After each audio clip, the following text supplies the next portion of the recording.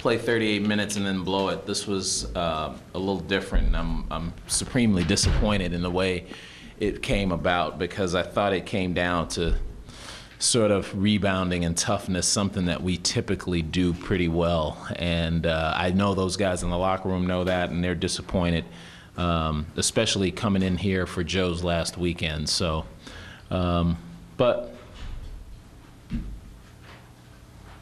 we've got more basketball to play. So with that, I'll open it up to questions.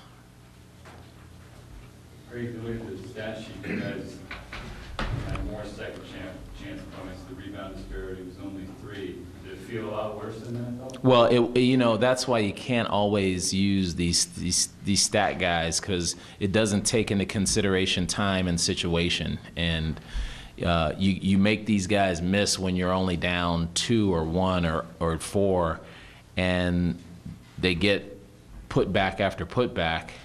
Those are important second chance points, and if you're not matching them on those, it just it makes the stat sheet doesn't look as dire as it actually is.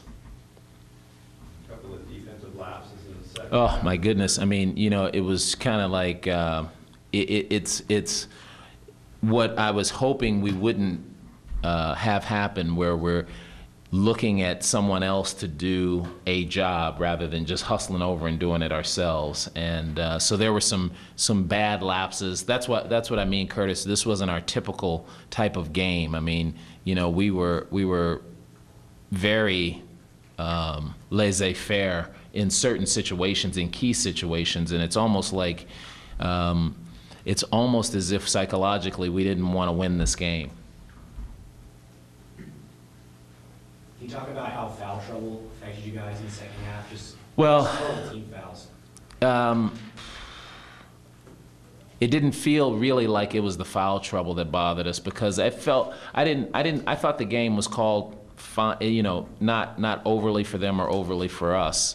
I thought we had an advantage in the first half, and then they had the advantage in the second half. So you got to sort of play through all of that. And then there was a discrepancy, but we got a little bit more aggressive, and we got to the foul line, so it was a little bit better.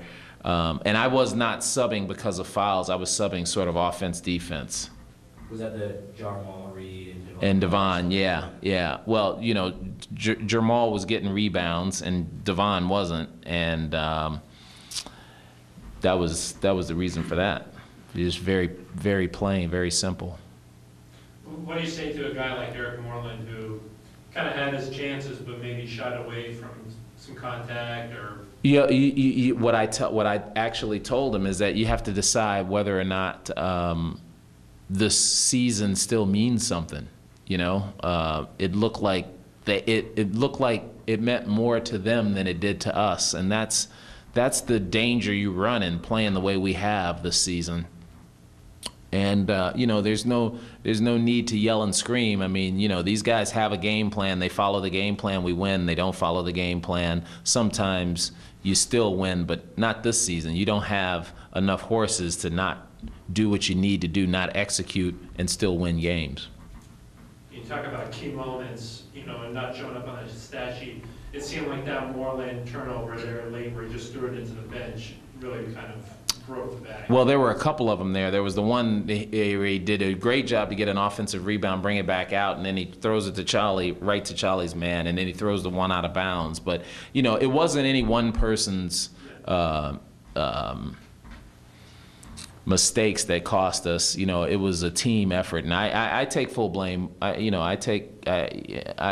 want these guys to know I still have confidence in them. And you guys have been with us at most of our games. This was one where we let them beat us with our effort in the second half, as opposed to losing it on some key plays down the stretch. Have you been trying to impress on them, Greg, that you can't coach them to have urgency? I'm trying, Stephen, to do that, but I don't want them to feel that I'm laying everything on them. It's a real delicate balance this season. I've been trying to keep their confidence up, keep their aggression up, but I'm also trying to kind of turn the reins over to them, because ultimately, you know, I can't play. The coaching staff can't play. None of us can play. They have to actually execute. And it's a learning process. And, you know, you know, I was talking to someone, I can't remember, but I'll share this with you guys. When you're turning a program around like this, and the bulk of the 4 of the 5 years, you're working at coming from behind 20-point deficits. You know, that's what we got good at. Now you have to get good at playing games where you're head-to-head with people for the whole game. Learn behavior. So I'm trying to keep that into consideration when I'm teaching these guys how to do it. I'm trying to give them a little bit of instruction, and I'm not cracking the whip. I don't feel like it's a crack the whip time. It's just we got to work through this and learn how to be a better team. Was Lamont feeling okay, or was it an off night? Yeah, that's a good question. I guess he was okay. He didn't say anything before the game, but it was a very off night for him. He didn't seem like he was in sync from the very start. And you know, you can play this game and not have great offensive numbers if you're hustling and playing D. And he didn't feel like he was quite in a good frame of mind or in sync today. And just numbers-wise, it seemed like Eustace and Powell were two guys your team just really struggled to slow down tonight. Well, you know, it's funny because I mean, if you look at the points in the paint, I could say the same thing about them with us. It's just that at the key times when you had to get stops and get the defensive rebound, we didn't do that. So in those instances, those guys overpowered us. And just not used to seeing it, so it's quite frustrating. But we still, you know, have games to play, so I gotta keep these guys motivated to not let this happen again.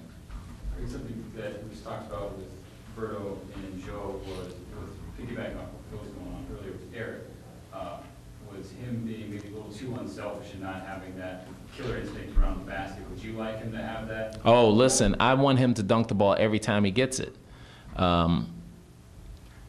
But again, this gets back to the personality of our team. We have such and you've heard me say this, a wonderful group of guys to coach. They are terrific. You guys all interview them. They're all great. They're nice kids.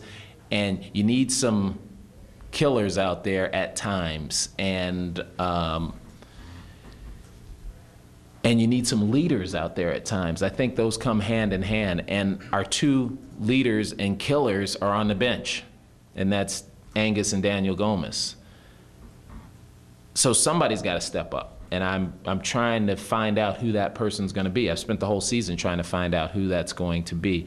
I think Eric is still sort of young in his maturation process. He's not ready to be the guy to go to and be productive offensively every time. He feels very comfortable playing defense and getting rebounds, as you can see.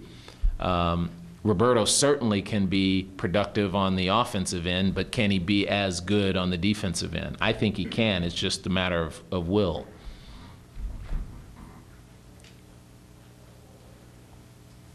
That it? Sure? All right, we'll see you Saturday. Bring your handkerchiefs.